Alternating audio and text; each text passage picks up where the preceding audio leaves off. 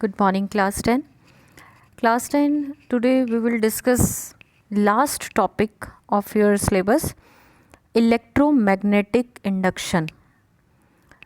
Electromagnetic induction का क्या meaning है?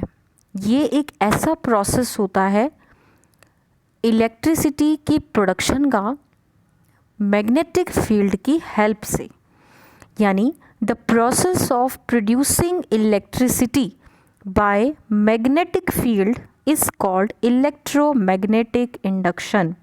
यानी ये भी एक करंट होता है जो कि इंड्यूस्ड करंट के नाम से हम इसको बुलाते हैं. अब इसमें क्या होता है, जो इलेक्ट्रिक करंट है वो इंड्यूस्ड होता है एक वायर के लूप से. लेकिन वो कैसे होता है? By moving it near a fixed magnet.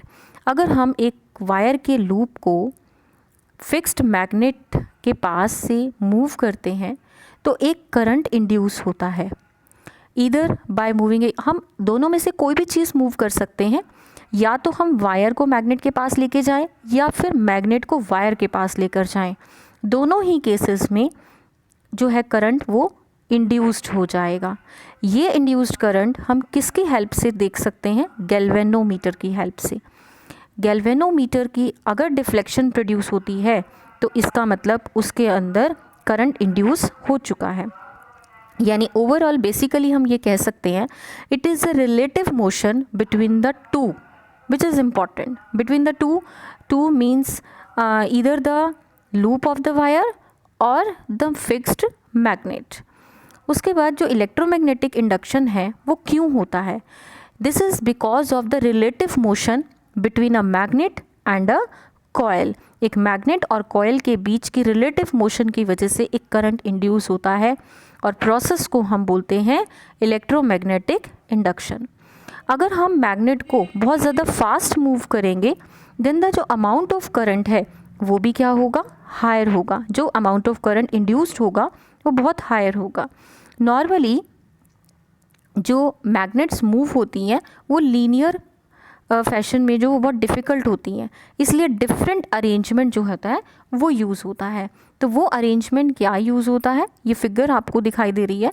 इस फिगर में आप देखिए बिल्कुल सेंटर पर एक वायर लूप दिखाई दे रहा है which is a section A B. जो ए बी आपको दिखाई दे रहा है ये एक वायर लूप है of which lies in a magnetic field. ये वायर लूप जो है मैग्नेटिक फील्ड के बीच में लाई कर रहा है. एक साइड लेफ्ट साइड आपका नॉर्थ पोल दिखाई दे रहा है और जो राइट साइड है वो साउथ पोल दिखाई दे रहा है. और गैल्वेनोमीटर जो है इस लूप के साथ कनेक्टेड है. नाम मेंशन्ड है, दैट इज़ द गैल्वेनोमीटर. जो राउंड शेप आपको दिखाई दे रही है दैट इज़ अ गैल्वेनोमीटर.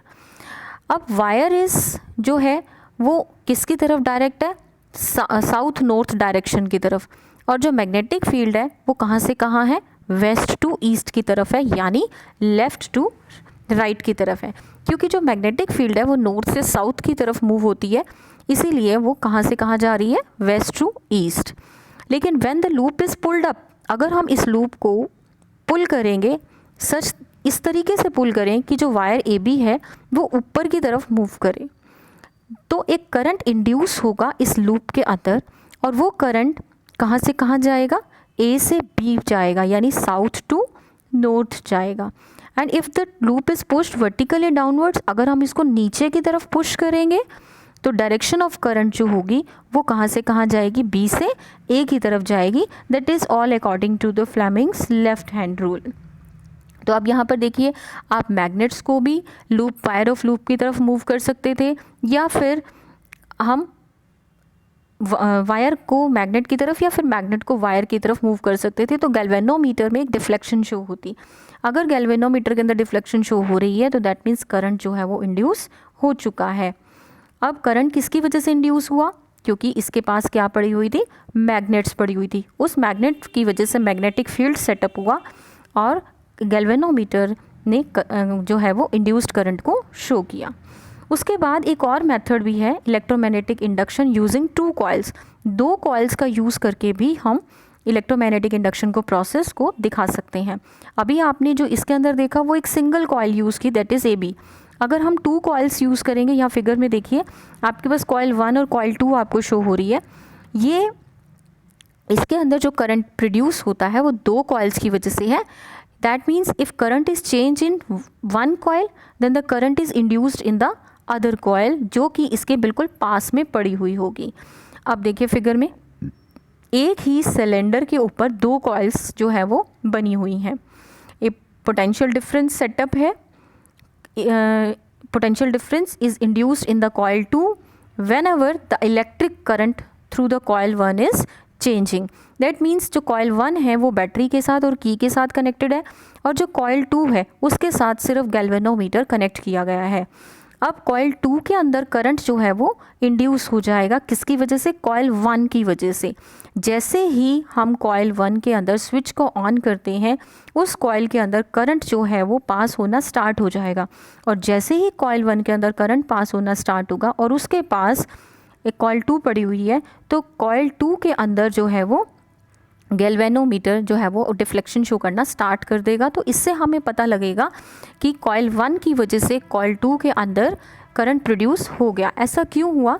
क्योंकि कॉइल 1 के अंदर जब करंट पास होता है तो वो करंट जो है वो उसके चारों तरफ एक मैग्नेटिक फील्ड सेटअप हो जाती है, और उस मैग्नेटिक फील्ड के सेटअप होने की वजह से जो पास में कॉइल 2 पड़ी हुई है वायर, वो भी क्या बन जाती है?